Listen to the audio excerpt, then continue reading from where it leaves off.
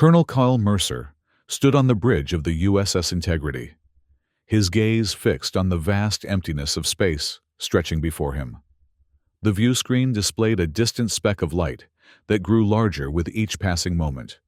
The Deathworld Council headquarters, humanity's destination after 5 years of diplomatic negotiations. "ETA to docking, Lieutenant?" Mercer asked, his voice steady despite the tension coiling in his stomach. Lieutenant Rivera glanced up from her console. 3 hours, sir. We're maintaining optimal approach velocity." Mercer nodded, brushing an invisible speck of dust from his immaculate dress uniform. Everything had to be perfect today. As the military representative of Earth's delegation, he carried the weight of humanity's future on his shoulders. The Deathworld Council, an alliance of civilizations forged in the crucible of the galaxy's most hostile environments, did not suffer weakness gladly. "Colonel," Communications Officer Park called from his station. "Incoming transmission from Ambassador Collins. Priority Alpha." "On screen," Mercer ordered, straightening his posture instinctively. Ambassador Elena Collins appeared on the view screen, her silver-streaked hair pulled into a severe bun that matched her expression. "Colonel Mercer, I trust your journey has been uneventful." "Yes, Ambassador. We're on schedule for the council meeting." "Excellent. I cannot overstate the importance of this day. Colonel, after years of negotiations, humanity stands at the threshold of joining the Deathworld Alliance. Our presentation must be flawless." Her eyes narrowed slightly. "Remember, the Council respects strength, but they despise chaos. Your soldiers are to maintain absolute discipline." "My people know their duty, Ambassador." Collins nodded curtly. "See that they do. The slightest misstep could jeopardize everything we've worked for. I'll meet you at the docking bay." The transmission ended before Mercer could respond. Lieutenant Jaravel, the ship's science officer, approached with a datapad. "Final briefing on Council protocol, sir," she said, offering the device. "I've highlighted the ceremonial aspects most relevant to our military contingent." Mercer scanned the information with practiced efficiency. The Deathworld Council had formed centuries ago when the galaxy's most hostile planets discovered they weren't alone in producing warrior civilizations. What began as bloody conflicts eventually evolved into mutual respect and ultimately alliance. Now they controlled nearly a third of the known galaxy, their military might unquestioned. Earth, with its surprisingly harsh conditions by galactic standards, had only recently been classified as a Category 3 Deathworld, a designation that had brought the attention of the Council. Humanity's rapid technological advancement from planetary civilization to interstellar power had further piqued their interest. "Sir," Lieutenant Rivera interrupted his thoughts. "We're picking up an automated distress signal, bearing 2127 Mark 43. Mercer frowned. "Source?" "Commercial vessel, sir. The Starlight Venture. Registered to the Novali Trading Consortium." Rivera's fingers danced across her console. "Signal indicates they're under attack." "Under attack? By whom? There shouldn't be any hostiles in this sector." Mercer moved to the tactical station. "Show me." The main view screen shifted to display a small cargo vessel drifting against the backdrop of stars. Its hull bore scorch marks, and several breaches were visible even from this distance. Something moved across the ship's surface, something large and distinctly non-humanoid. "Magnify," Mercer ordered. The image zoomed in, revealing a nightmare. Massive arthropod-like creatures crawled across the ship's hull, their segmented bodies gleaming with an oily iridescence. Several had torn into the ship itself, disappearing into the breaches. "Life signs?" Mercer demanded. Lieutenant Vell consulted her scanner. 12 humanoid signatures, sir. Weak, but present. And at least 20 of whatever those are. Mercer's jaw tightened. The Integrity's course would take them within visual range of the Starlight Venture, but a rescue operation would delay their arrival at the Council headquarters. The timing couldn't be worse. "Sir," Communications Officer Park spoke up. Ambassador Collins is hailing us again. Mercer didn't need to hear the ambassador to know what she would say. The council meeting was the culmination of years of careful diplomacy. Any delay could be interpreted as an insult, or worse, weakness. Put her through, he said. Decision already made. Collins' face appeared, concern etched in her features. Colonel, our sensors have detected the distress call. You must maintain course to the council headquarters. Ambassador, there are survivors on that vessel. I understand your concern, Colonel, but our primary mission— With all due respect, Ambassador, Mercer interrupted. I cannot in good conscience ignore a distress call. It goes against everything we stand for. Collins' expression hardened. The Council values strength and honor, Colonel, but they also expect punctuality and commitment. This meeting has been planned for months. If we're late, then we'll be late, Mercer said firmly. If the Council truly values honor, they'll understand that we couldn't abandon those people to die. Before Collins could protest further, he added, I take full responsibility for this decision. Ambassador, Mercer out. He turned to his bridge crew, who awaited his orders. Lieutenant Rivera, adjust course to intercept the Starlight Venture. Lieutenant Vell, prepare a full bioscan of those creatures. Tactical, ready rescue teams and arm them for xenobiological threats. Communications, inform the Council headquarters of our delay and the reason for it. As the crew sprang into action, Mercer couldn't shake the feeling that this decision would have consequences far beyond a mere diplomatic inconvenience. But some principles couldn't be compromised, not even for the sake of humanity's future. The Integrity changed course, its powerful engines propelling it toward the stricken vessel. As they drew closer, the tactical officer, Lieutenant Commander Hayes, reported, Sir, those creatures appear to be some kind of space-adapted predator. They're using the ship's hull breaches to access the interior. Can we get a transport lock on the survivors? Mercer asked. Hayes shook his head. Negative, sir. Something about those creatures is generating interference with our targeting scanners. We'll need to send in teams. Mercer nodded grimly. Prepare 3 rescue teams, full combat gear and environmental suits.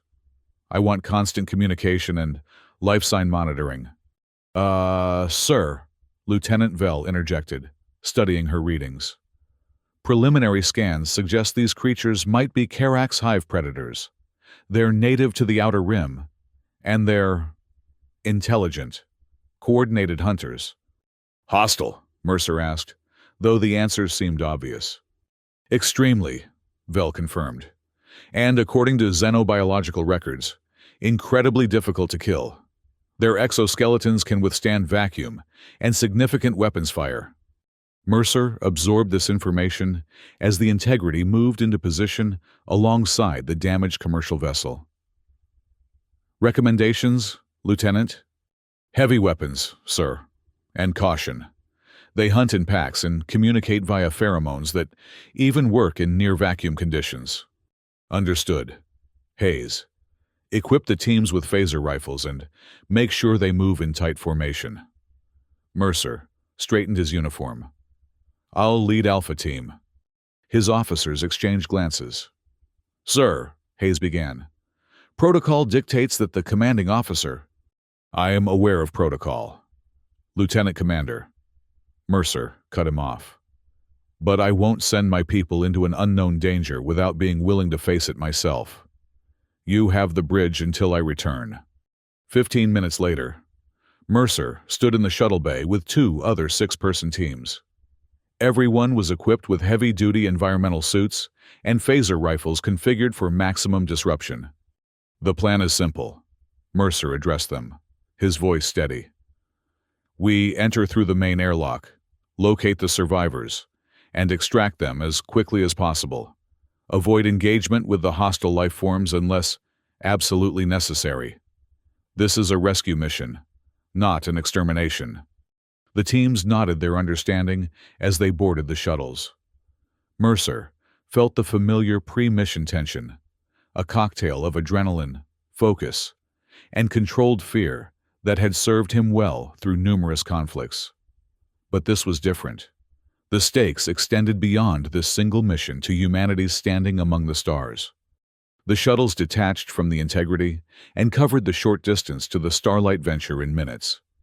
As they approached, Mercer got his first close look at the damage. The commercial vessel's hull was breached in multiple locations, with several of the arthropod creatures still visible on the exterior. "Those things are huge," muttered Sergeant Reyes beside him. "Must be 2 meters long at least." "Focus on the mission," Mercer replied. "We get in, find the survivors, get out. Let's move." The shuttle docked with the Starlight Venture's main airlock. After cycling through, Mercer led his team into the ship's dimly lit corridor. Emergency lighting cast an eerie red glow over everything, and the air was thin. Life support was failing. "Life signs?" Mercer asked, consulting his handheld scanner. 8 humanoids, forward section, reported Corporal Chen. "Probably the bridge or a secured compartment nearby. 4 others scattered throughout the ship. Wait." He frowned at his readings. "Only 3 now. We just lost 1. Mercer's jaw tightened. "Double time to the bridge. Delta team, secure our exit. Gamma team, follow us but maintain distance as rear guard." They moved quickly through the ship's corridors, stepping over debris and occasional dark stains that Mercer recognized as blood. The silence was oppressive, broken only by their breathing and the occasional creak of the damaged vessel. They were halfway to the bridge when they heard it, a skittering sound, like dozens of knife points clicking against metal. It came from above, in the maintenance ducts that ran along the ceiling. "Hold," Mercer whispered, raising his weapon. The team froze, aiming at the ceiling. For a moment, nothing happened. Then the duct cover directly ahead exploded outward, and a nightmare descended upon them. The creature was worse up close, a segmented body covered in iridescent scales, with multiple limbs ending in what looked like serrated natural weapons. Its head featured compound eyes that gleamed with terrible intelligence and mandibles that clicked together in what might have been anticipation. "Fire!" Mercer ordered, and phaser beams lanced toward the creature. The first shot struck the Karak's predator, scorching its exoskeleton but seeming to cause minimal damage. It screeched, a high, piercing sound that set Mercer's teeth on edge, and charged. The team poured fire into the creature as it advanced. Finally, after what seemed like too many direct hits, it collapsed, its limbs twitching in death throes. "Forward!" Mercer commanded, stepping past the creature. "Quickly!" They hadn't gone 10 meters when 3 more creatures dropped from the ceiling. One landed directly on Corporal Zhang, its limbs piercing her environmental suit. Her scream cut off abruptly as the creature dragged her up into the duct. "Zhang!" Sergeant Reyes shouted, firing upward, but it was too late. The other 2 creatures attacked with frightening coordination. One leaped at Mercer, who managed to dodge aside, while the other went for Lieutenant Park. The team's concentrated fire finally brought both creatures down, but not before Park suffered a deep laceration to his leg. "Medic!" Mercer called, and Corporal Diaz rushed to Park's side, applying a pressure seal to the damaged suit and administering pain suppressors.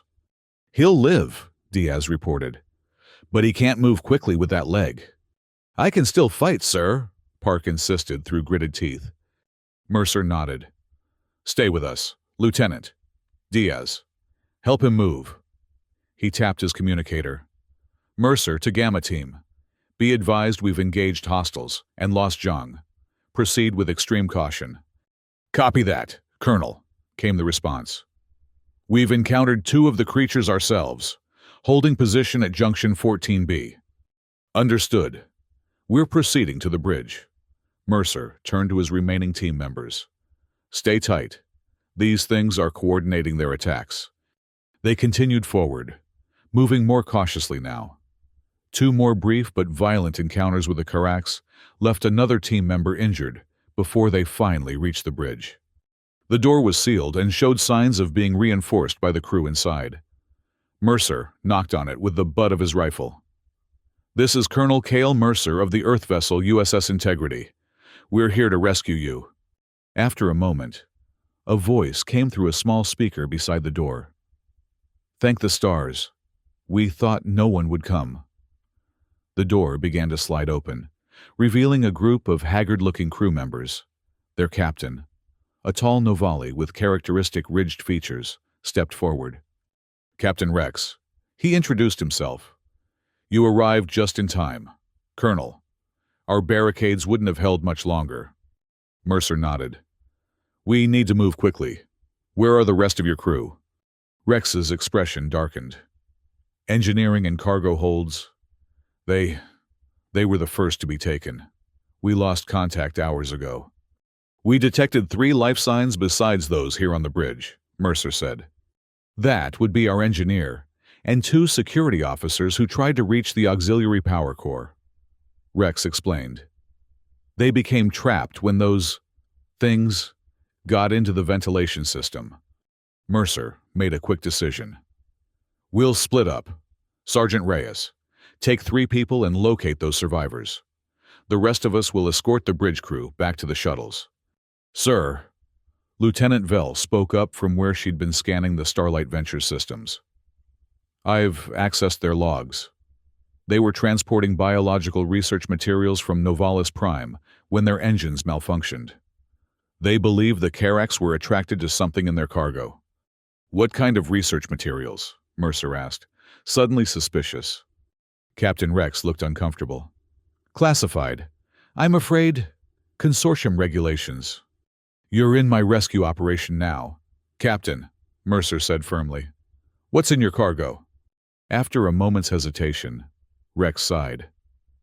"Pheromone compounds, experimental ones designed to control aggressive species. The containment may have been breached during the initial engine malfunction." Mercer exchanged glances with Vell. "So these creatures were drawn here by the pheromones?" "It's possible," Vell confirmed.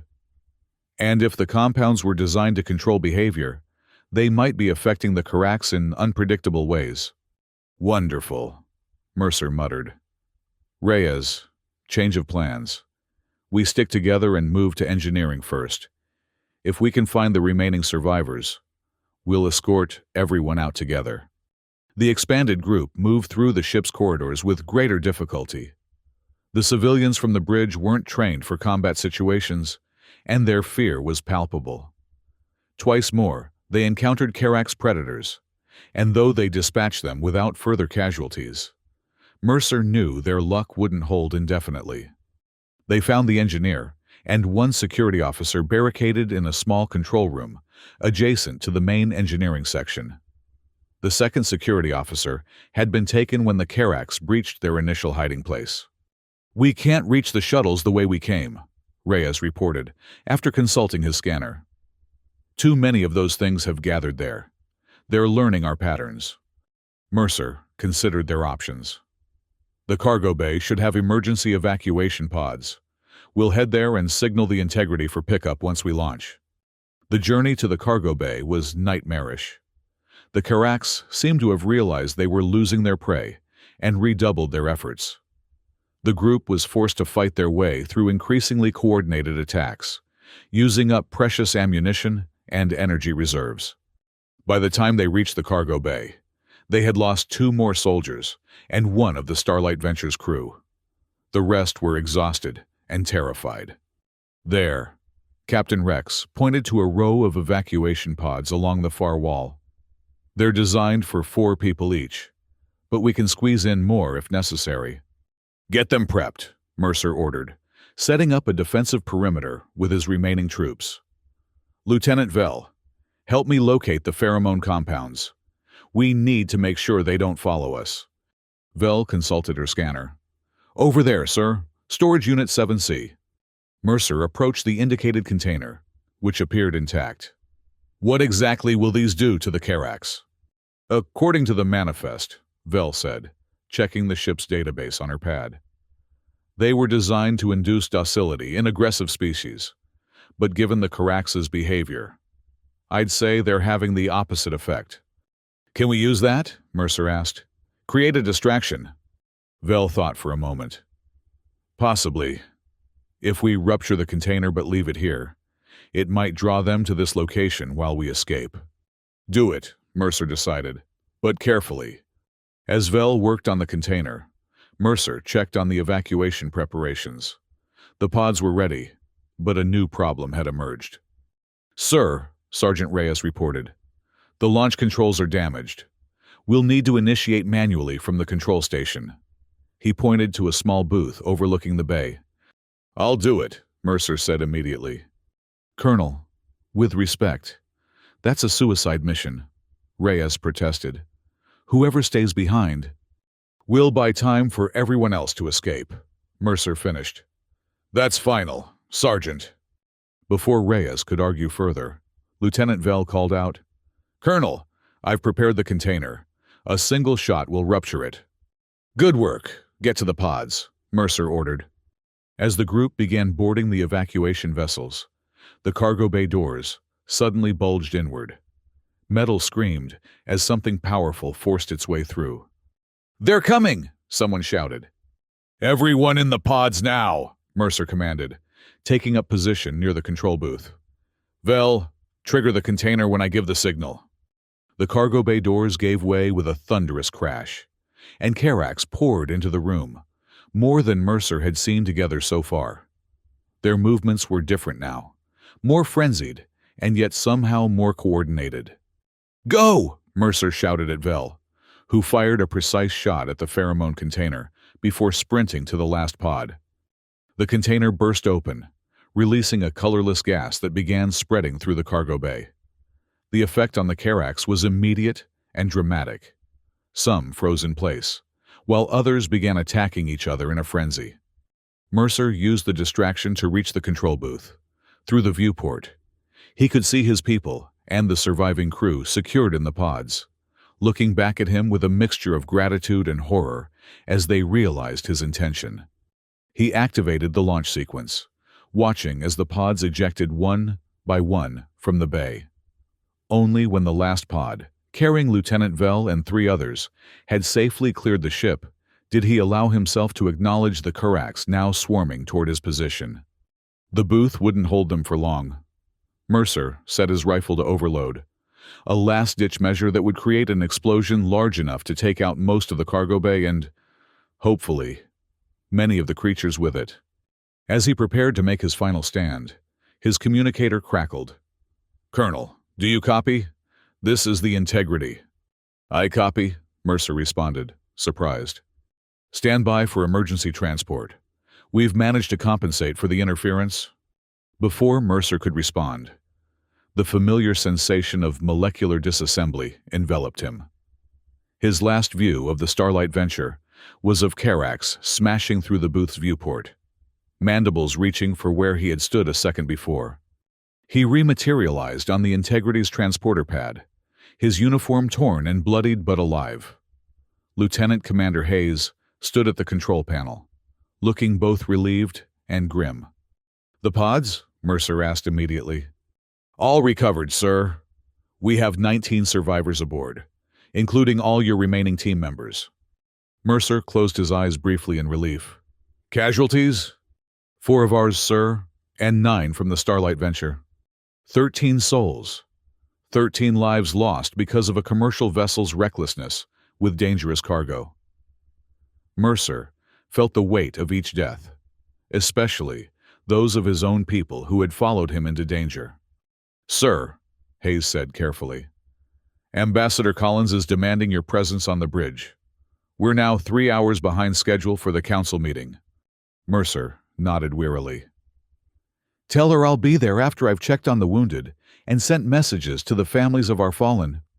Some duties couldn't be delegated, not even for humanity's most important diplomatic engagement. When Mercer finally arrived on the bridge, Ambassador Collins was waiting. Her expression was a carefully controlled mask, but the tightness around her eyes betrayed her anger. Colonel, she began, without preamble, your reckless actions have jeopardized years of careful diplomacy. The Council representatives are questioning our commitment to this alliance. We saved 19 lives, Ambassador, Mercer replied evenly. At what cost? Collins demanded. The Council has already sent 3 messages expressing their displeasure at our delay. They view punctuality as a sign of respect. And I view saving innocent lives as a sign of honor, Mercer countered. If the Council truly values warrior cultures, they should understand that. Collins' expression hardened. This isn't about your personal code of honor, Colonel. This is about humanity's future. The Deathworld Alliance controls resources and territories we desperately need access to. Your actions reflect on all of us. With respect, Ambassador, if joining the Alliance means ignoring distress calls and abandoning people to die, perhaps we should reconsider whether this is an alliance we want to be part of. That is not your decision to make, Collins snapped. When we arrive at the Council headquarters, you will apologize for the delay and attribute it to a minor technical malfunction. You will not mention the rescue operation or those creatures. Mercer stared at her in disbelief. You expect me to lie about the deaths of my people? I expect you to put humanity's needs above your own conscience, Collins said coldly. The official report will state that we experienced engine difficulties. Nothing more. And the survivors we rescued, the Navali crew, they'll just disappear. They'll be debriefed appropriately and compensated for their discretion, Collins replied. This is non-negotiable, Colonel. I have the full authority of Earth's united government behind me. Mercer felt a cold anger building within him. My report will reflect what actually happened. Ambassador, I won't dishonor the sacrifice of my people with lies. Then you'll be relieved of command upon our arrival, Collins said simply. Lieutenant Commander Hayes is fully capable of assuming your duties for the ceremonial aspects of our presentation. Before Mercer could respond, Lieutenant Rivera called out. Approaching Council headquarters, Ambassador. We're being directed to Docking Bay 7. Collins turned away from Mercer. Take us in, Lieutenant, and prepare my shuttle for immediate departure once we're docked. I need to begin damage control. She glanced back at Mercer. Consider carefully what's at stake here. Colonel, your career, yes, but also humanity's place among the stars. As the Integrity maneuvered toward the massive structure that housed the Deathworld Council, Mercer retreated to his quarters. He needed to think, to find a way forward that didn't require him to betray either his principles or humanity's future.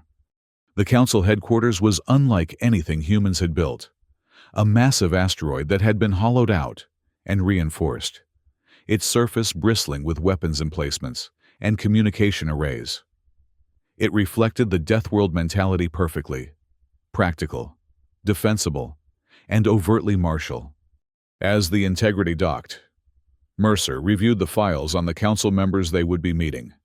6 species currently held full membership, each hailing from planets classified as Deathworlds, environments so hostile that they produce societies defined by constant struggle and warfare.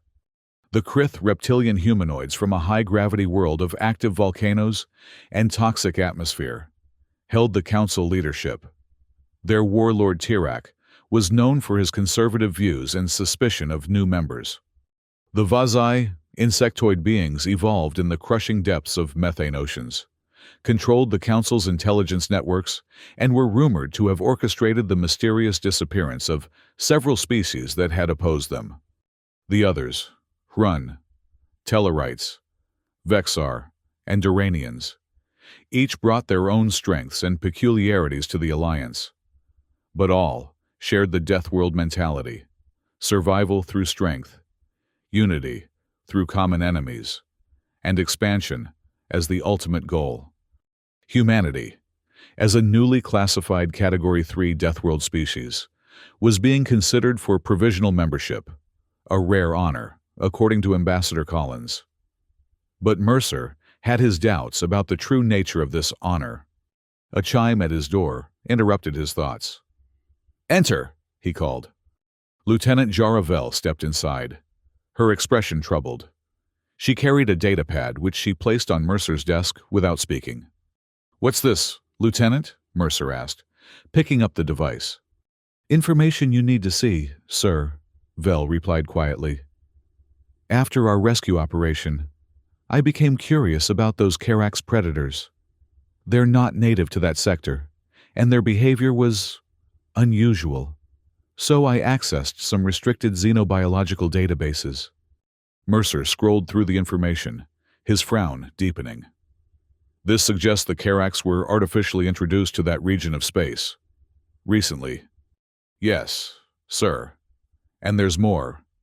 Vel reached over and switched to another file. "I cross-referenced with shipping manifests and patrol reports. The Starlight Venture isn't the first ship to be attacked in that corridor. There have been at least 7 similar incidents in the past month, all officially attributed to engine malfunctions or crew error, and all conveniently erased from public records," Mercer noted, seeing the classification stamps. "How did you access this?" Vel looked slightly uncomfortable. "I have contacts in xenobiological research networks. The scientific community isn't always as discreet as the military would like." Mercer continued reading, his concern growing with each paragraph. "According to this, the Karax are being studied for potential military applications. Their natural armor and pack hunting abilities make them ideal for certain types of operations. Operations like clearing commercial vessels from disputed territories," Vel suggested quietly. Mercer looked up sharply. "You think the Council is behind this? Using these creatures to attack ships in their space?" "I think," Vel chose her words carefully, "that the timing is suspicious. The attacks began shortly after humanity was invited to join the Alliance, and they've all occurred along shipping routes that Earth-based companies have recently expanded into." Mercer sat back, connecting the dots. "A demonstration of power, showing us what happens to those who enter their territory without proper supervision." "Possibly, but there's something else." Vel hesitated. "The final page." Mercer scrolled to the end of the document and felt his blood run cold. There, in clinical language, was a proposal for using controlled xenobiological assets in pacification operations against insurgent forces on several border planets. The document specifically noted that new Alliance members with proven combat capabilities could provide valuable frontline forces, while established Council species maintain strategic command positions. "They want cannon fodder," Mercer said flatly. "They're inviting us into the Alliance to use human soldiers as disposable assets in their border conflicts." "That would be my interpretation, sir," Vel agreed. "And, based on these deployment projections, they're planning something major within the next 6 months." Mercer stood, pacing his small quarters as he processed this information. "Does Ambassador Collins know about this?" "I can't say for certain," Vel replied. "But, given her insistence on secrecy regarding our encounter with the Karax, it's possible she's been at least partially briefed. Or she's being manipulated just like the rest of us," Mercer muttered. He stopped pacing and faced Vel. "Thank you for bringing this to my attention, Lieutenant. This stays between us for now. I need to decide how to proceed." After Vel left, Mercer sat at his desk, staring at the damning information before him. The implications were clear. The Deathworld Council wasn't offering humanity a genuine alliance, but a thinly disguised form of subjugation. They would use Earth's military capabilities while keeping the real power firmly in their own hands. And Ambassador Collins, whether knowingly or not, was about to deliver humanity into this trap. A message appeared on his console, the final call for the Earth delegation to present themselves to the Council. It was time to make a decision. The Council chamber was designed to intimidate. Massive pillars of dark stone supported a dome ceiling, from which hung the battle flags of 100 conquered worlds. The Council members sat on elevated platforms, arranged in a semicircle, looking down upon the speaking floor where supplicants stood to address them. Ambassador Collins led the Earth delegation into this imposing space with practiced dignity. Behind her walked her diplomatic staff, then Lieutenant Commander Hayes and the honor guard from the Integrity. And finally, Colonel Mercer, who had decided to attend, despite Collins' clear preference that he remain aboard ship. Warlord Tirak of the Krith. His scaled features impassive, spoke first. The Council acknowledges the delegation from Earth. His voice was a rumbling bass that seemed to vibrate the very floor. You are late. Collins stepped forward and bowed precisely to the depth indicated in the protocol documents. Enough to show respect, but not subservience. Esteemed Council members, I extend humanity's deepest apologies for our tardiness. A minor technical issue delayed our arrival. We are grateful for your patience. Mercer noticed how several of the Council members exchanged glances at this explanation.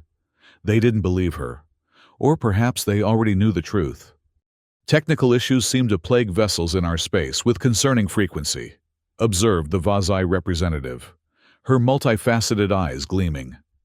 Perhaps human engineering is not as advanced as we were led to believe. I assure you, our technology is quite reliable, Collins replied smoothly. This was an isolated incident. Warlord Tirak made a dismissive gesture. We did not convene to discuss mechanical failures. You are here to present humanity's case for provisional membership in our alliance. Proceed.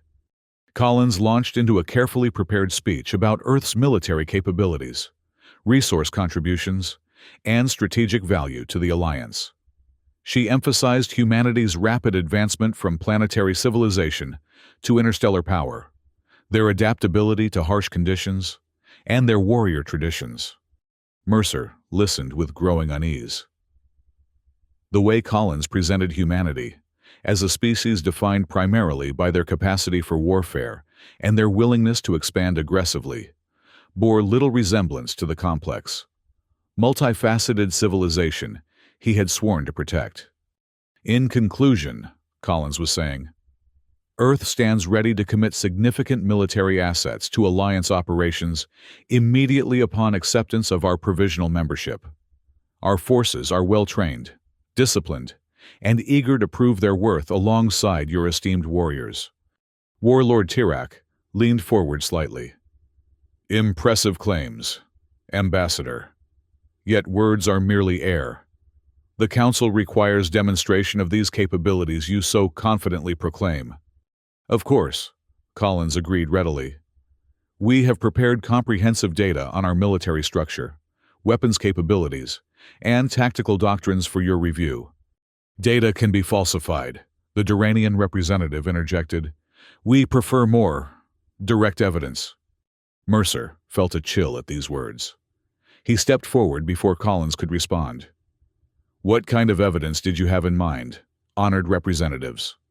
Collins shot him a warning glance, but the Council's attention had shifted to Mercer. Ah, the military man speaks, Warlord Tirak said, his lipless mouth forming what might have been a smile. You would be Colonel Mercer, commander of the vessel that experienced technical difficulties. I am, Mercer confirmed, holding the alien's gaze steadily. Then perhaps you can explain why your ship's hull bears traces of Karak's blood, and why your arrival was delayed by precisely the time it would take to engage in a rescue operation of the Starlight venture. A hush fell over the chamber. Collins had gone pale, her carefully constructed narrative crumbling before her eyes. Mercer made his decision. Because that's exactly what happened, he said clearly, his voice carrying throughout the chamber. We received a distress call from a commercial vessel under attack by creatures we now know are called Karaks. We diverted to render assistance, as any honorable military force would do.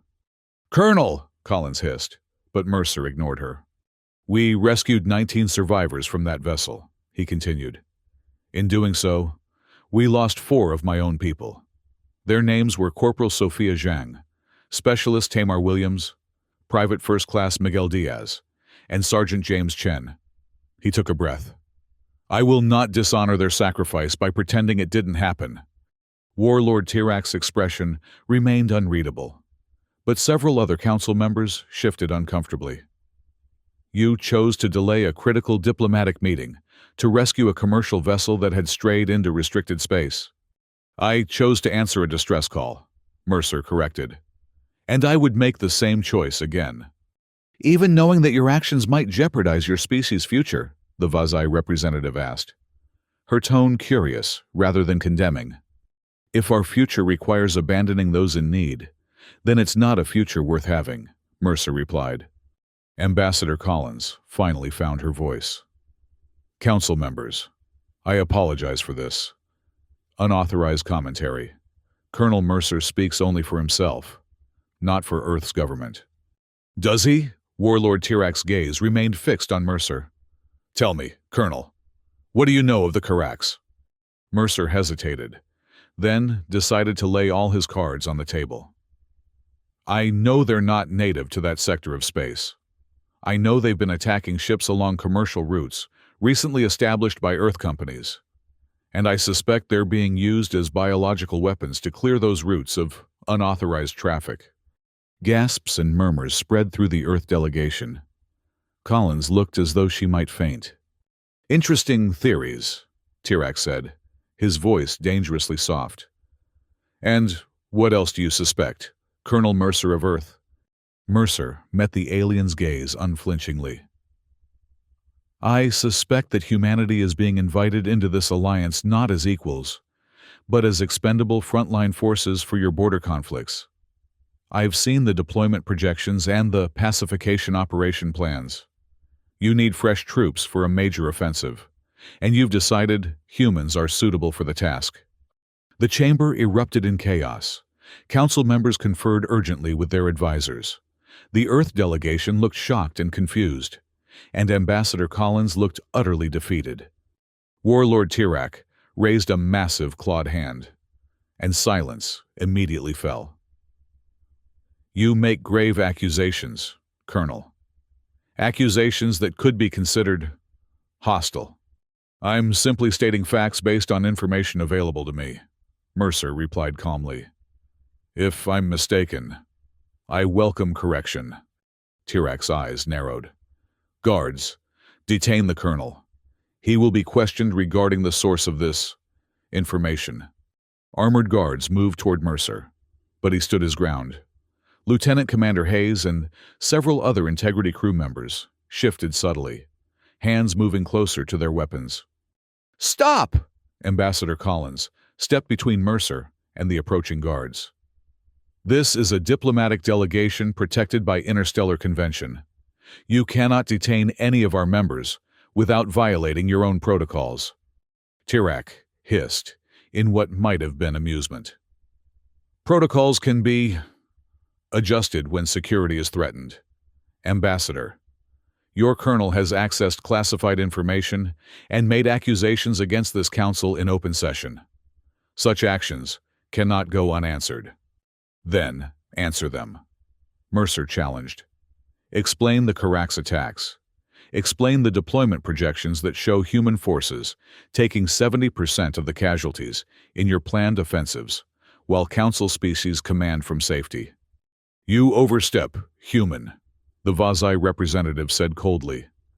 This meeting is concluded. The Earth delegation will remain in custody while we investigate these security breaches. More guards entered the chamber, surrounding the humans. Mercer caught Hayes' eye and gave a small nod.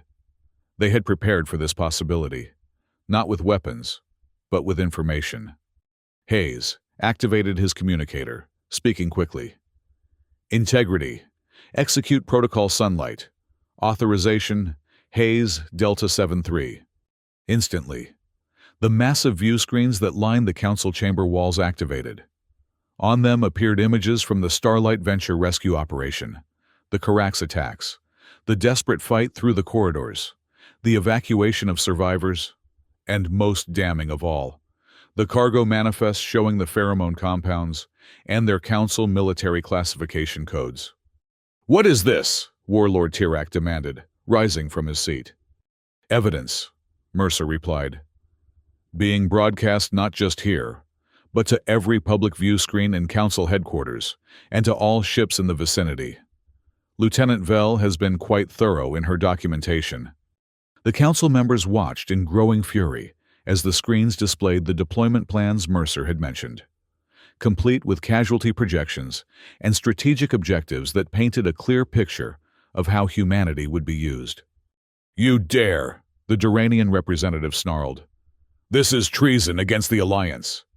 "We're not members yet," Mercer pointed out calmly. "And now, perhaps we never will be, at least not on the terms you envisioned."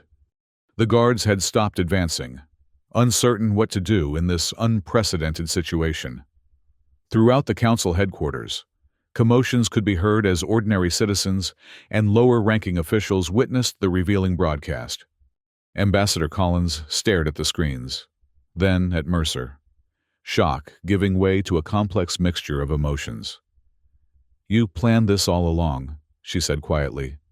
"I planned to tell the truth," Mercer corrected. "The rest was contingency preparation, standard military procedure." Warlord Tirak's rage was palpable. "You have made an enemy of the entire Deathworld Alliance.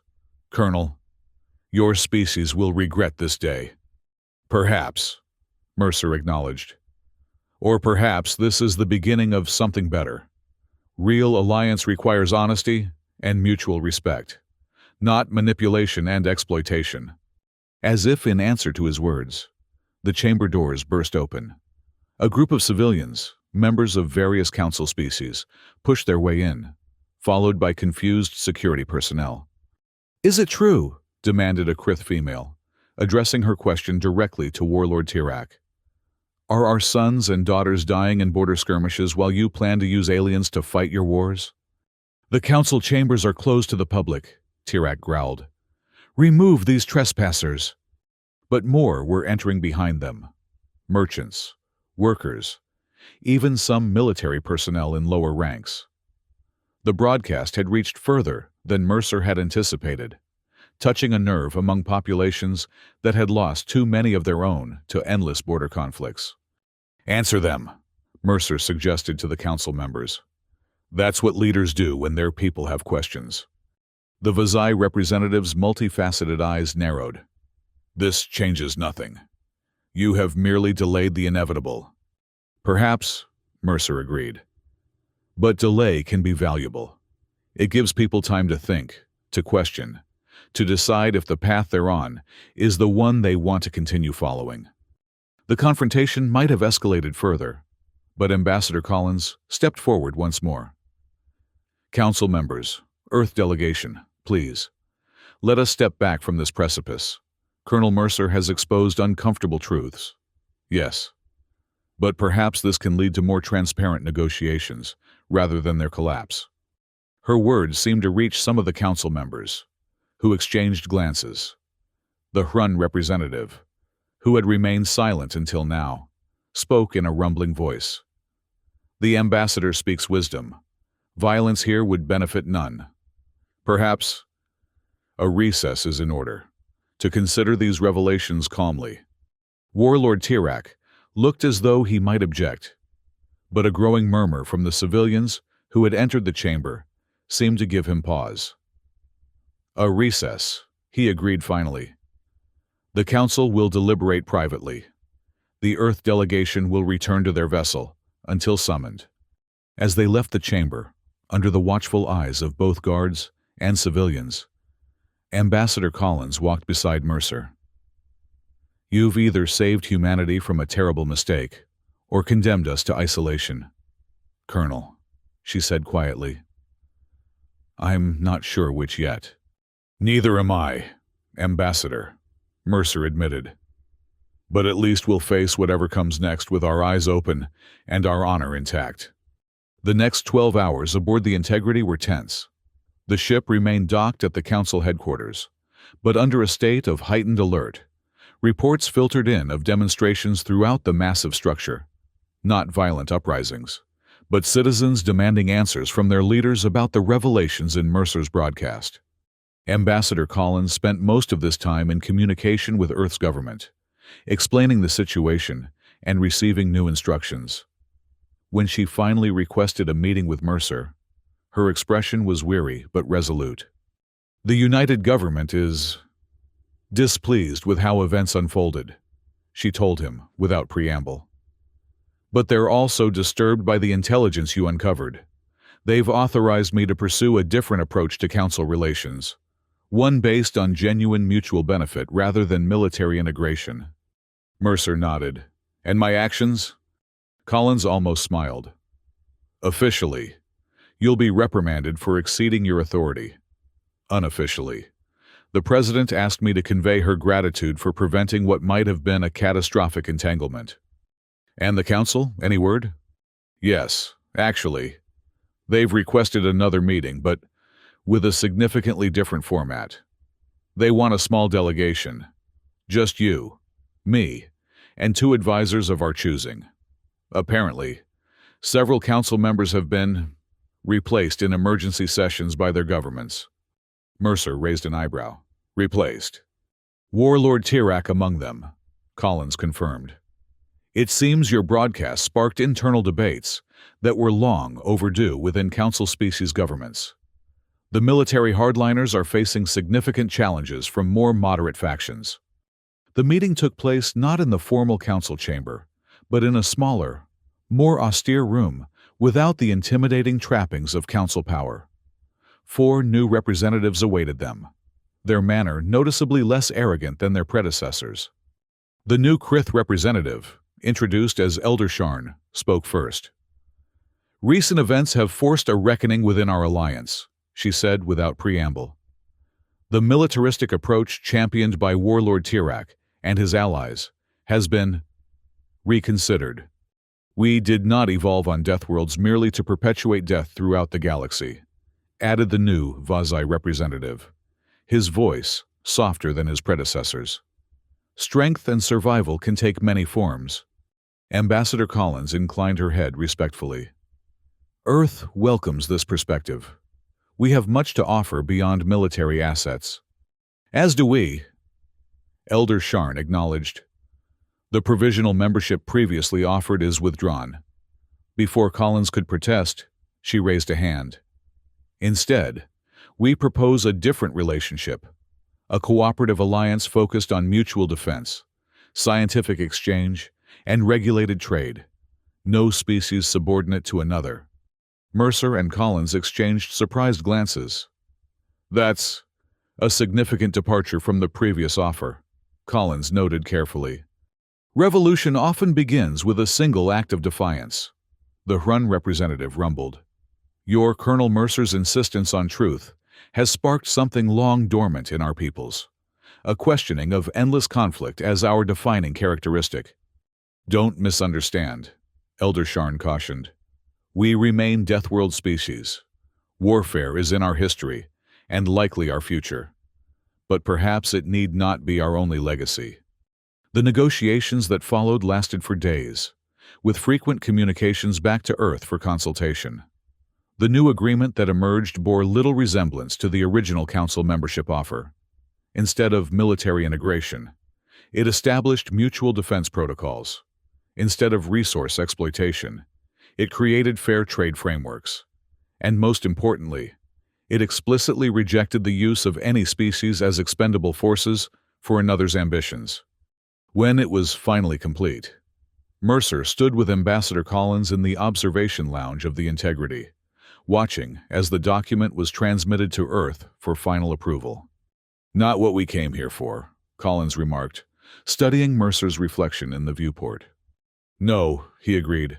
Something better, I think. Collins nodded slowly. I was wrong about you, Colonel. I thought your rigid adherence to principle would be a liability. Instead, it may have saved us all from a terrible mistake. And I misjudged you, Ambassador. I thought you'd sacrifice anything for the Alliance. I'm glad to see I was wrong. She smiled faintly. We both serve humanity in our own ways. Sometimes we need both approaches, the diplomat's flexibility and the soldier's steadfastness. Beyond the viewport, the massive structure of the Council headquarters loomed against the starfield. It looked the same as when they had arrived. Yet everything had changed. The Deathworld Alliance was transforming, its future uncertain, but perhaps brighter than its past. "What happens now?" Mercer asked, more to himself than to Collins. She answered anyway. "We build something new, something honest. It won't be easy. Deathworld species aren't known for their patience or trust. There will be setbacks, maybe even conflicts. But it's a beginning," Mercer said. "Yes," Collins agreed. "A beginning with blood on our ships, but hope in our hearts. Perhaps that's fitting for Deathworld species like ourselves." As if to emphasize her words, the Integrity's engines hummed to life. They had been cleared to depart, to carry news of the new alliance back to Earth. Mercer thought of the crew members he had lost, their sacrifice now memorialized in the agreement's preamble, a reminder of the cost of honor and the value of truth. The ship pulled away from the Council headquarters, leaving behind the old order and heading toward an uncertain but hopeful future.